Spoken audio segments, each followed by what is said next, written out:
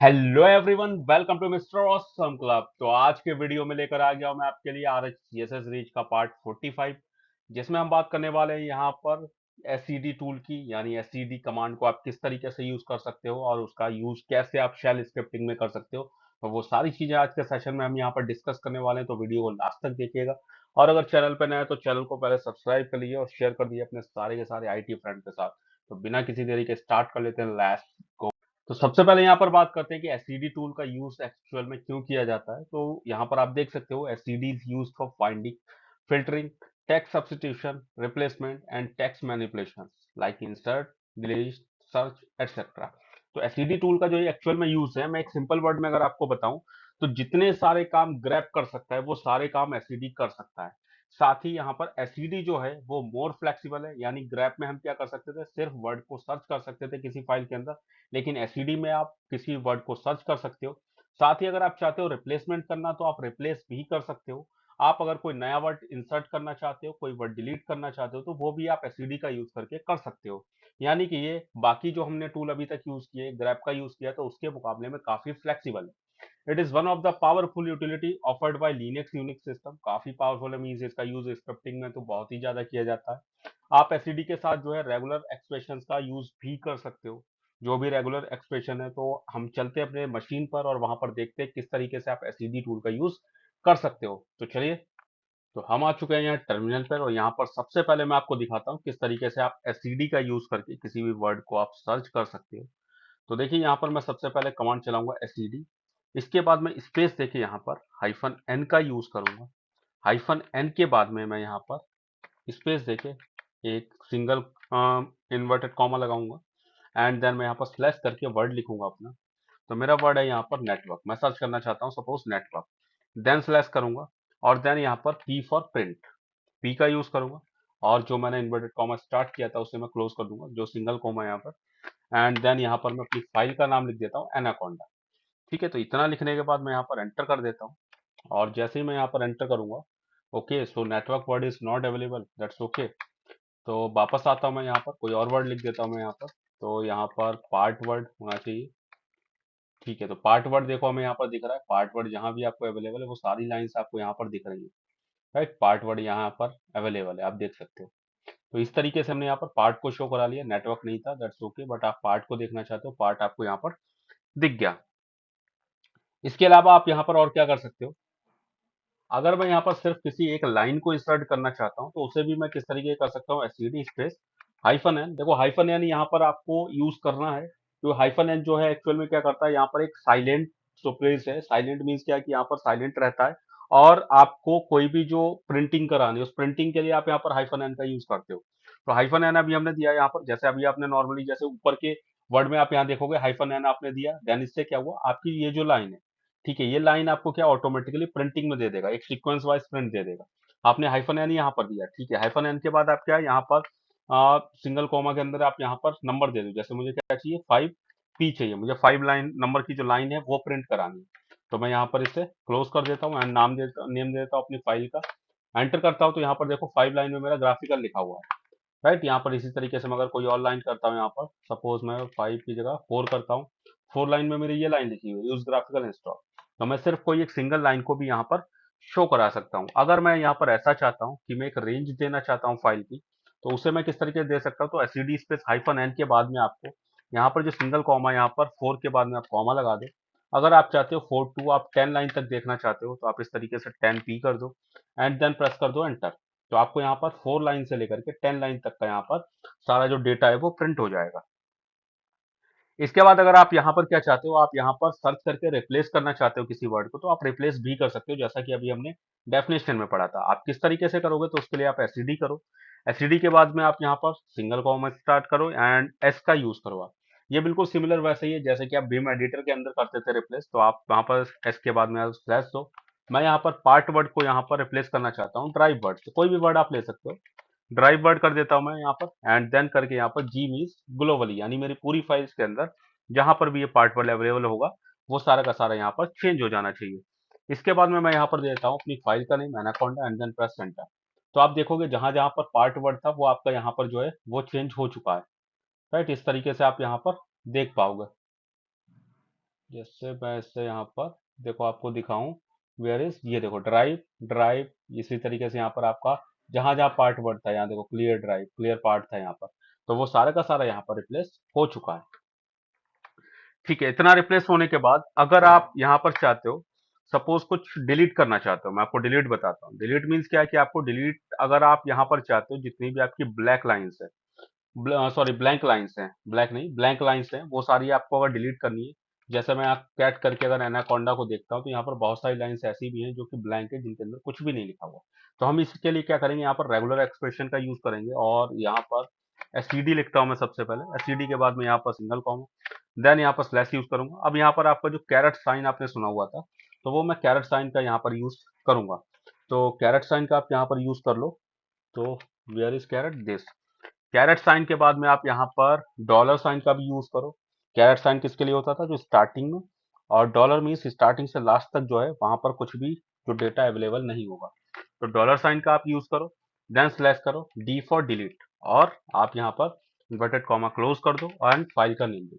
Enter करोगे तो आपको देखो यहाँ पर कोई भी अब इस लाइन जिसके अंदर कुछ भी डेटा अवेलेबल नहीं है, ब्लैंक लाइन जो है वो यहाँ से हट चुकी है, डिलीट हो चुकी है। ठीक है, इतना होने के बाद अब आप आगे और क्या करोगे यहाँ पर, इससे पहले एक चीज और भी आपको यहाँ पर क्लियर कर देता हूँ। आप जो भी यहाँ पर कमांड चला रहे हो वो सिर्फ आपको आउटपुट में चेंज हो रहा है, एक्चुअल फाइल के अंदर कोई भी चेंज यहाँ पर अभी तक नहीं हो रहा है। जब आप ये कमांड चलाते हो तो देखो यहाँ पर एक्चुअल फाइल में कोई भी चेंज नहीं हुआ। जैसे अगर मैं यहाँ पर कैट करके आपको ये दिखाऊं, तो फाइल के अंदर कोई भी चेंजेस नहीं है, वहां पर जो भी ब्लैंक लाइंस थी, जो भी आपका पार्ट वर्ड था, सब कुछ अवेलेबल है। सिर्फ आपके आउटपुट में, अगर आप ऐसा आउटपुट चेंज करके चाहते हो तो आप रिडायरेक्शन का यूज कर सकते हो।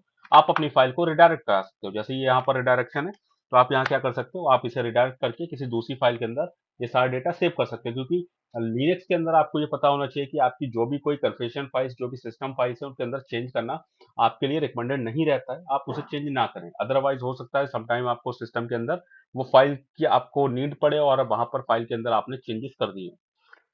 ठीक है, इतना करने के बाद अगर फिर भी अगर आप चाहते हैं कि यहाँ पर आपने जो भी चेंजेस किए हैं वो सारे के सारे सेव होने चाहिए, तो आप वहां पर सेव भी कर सकते हो। तो उसके लिए आप किस तरीके से करोगे, तो यहाँ पर जब भी आप कमांड रन कराओगे, जैसे सपोज मैं आपको दिखाता हूँ यहाँ पर, तो इसके लिए मैं यहाँ पर जस्ट डिलीटेड एसटीडी का यूज करता हूँ। एसटीडी के बाद में मैं हाइफन आई का यूज करूंगा। हाइफन आई मीन्स क्या, यहाँ पर इंसर्ट।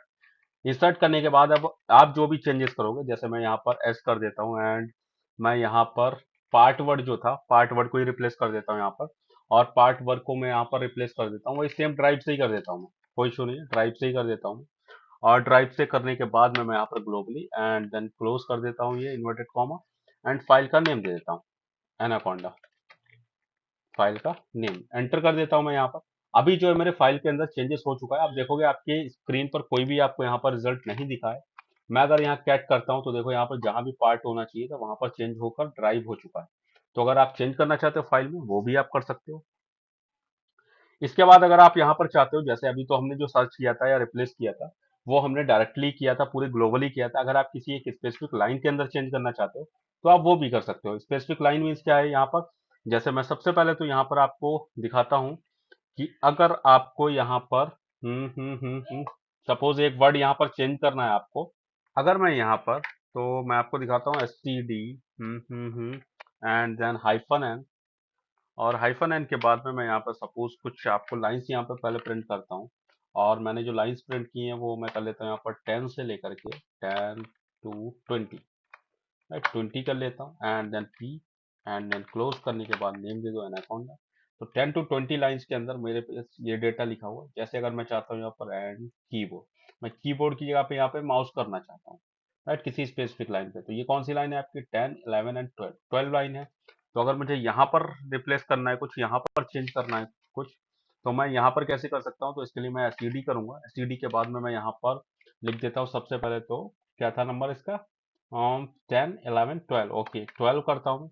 एंड 12 के अंदर मैं सिर्फ 12 में चेंज करना चाहता हूँ, तो 12 एस करूंगा, and then slash, and slash के बाद में यहाँ पे वर्ड दे देता हूँ मैं कीबोर्ड, एंड कीबोर्ड, और कीबोर्ड को मैं रिप्लेस करना चाहता हूँ यहाँ पर माउस से।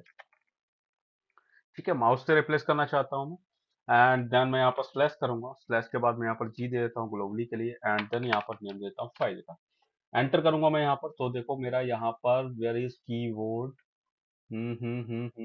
जस्ट सर्च इट, तो आप यहाँ पर देखो कीबोर्ड की जगह पे आपको माउस दिख रहा है, राइट। तो इस तरीके से हमने किसी स्पेसिफिक लाइन में भी हम चेंज कर सकते हैं।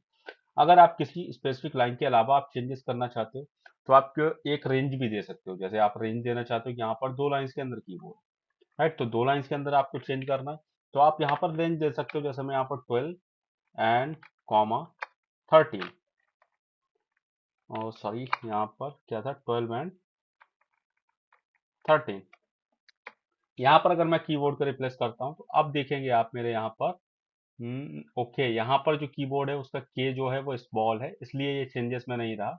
हाँ, हमें कोई ऐसा वर्ड सर्च करना पड़ेगा जो कि सेम हो, सिमिलर हो, देन उस केस में आप वहां पर चेंजेस कर सकते हो। बट रेंज के लिए आपको आई थिंक ये क्लियर हो गया हो कैसे देना है। यहाँ पर तो 12 के बाद कॉमा करके आपको दूसरी वो रेंज दे देनी, तो उस रेंज में आप वहां पर चेंजेस कर सकते हो। अगर किसी स्पेसिफिक लाइन को आपको डिलीट करना है तो आप स्पेसिफिक लाइन को भी डिलीट कर सकते हो। जैसे ये आपकी 12 नंबर लाइन थी, मैं चाहता हूँ इस 12 नंबर की लाइन को डिलीट कर दूं, तो मैं किस तरीके से कर सकता हूँ, एसईडी के बाद में मैं यहाँ पर यूज करूंगा comma and then 12 and okay not 13, oh sorry 12 दे दो यहाँ पर एंड डी कर दो, D for delete and then ले दो फाइल का नेम, एंटर करोगे आप तो यहाँ पर अब आपको जो कीबोर्ड की लाइन थी वो देखो आप डिलीट हो चुकी है, इसके ऊपर थी वो यहाँ से हट चुकी है।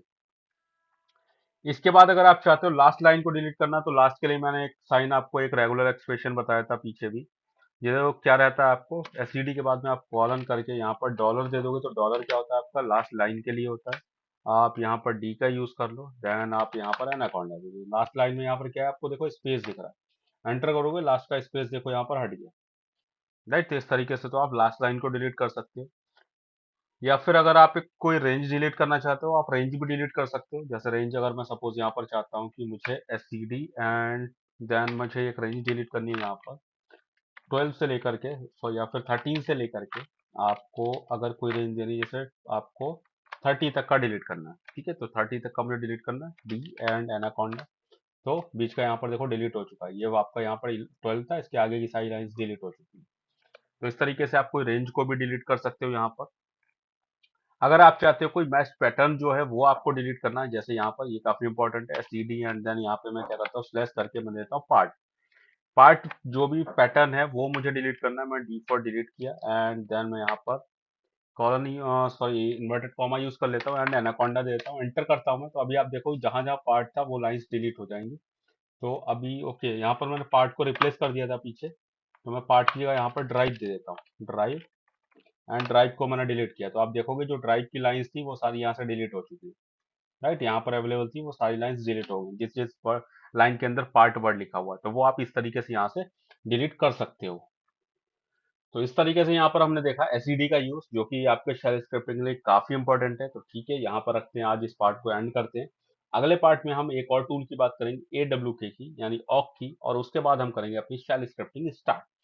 तो अगर चैनल पर नए हैं तो चैनल को सब्सक्राइब करिए और तुरंत शेयर कर दीजिए, और वीडियो को लास्ट तक देखने के लिए धन्यवाद आपका, और मिलते हैं नेक्स्ट वीडियो में। Thank you guys.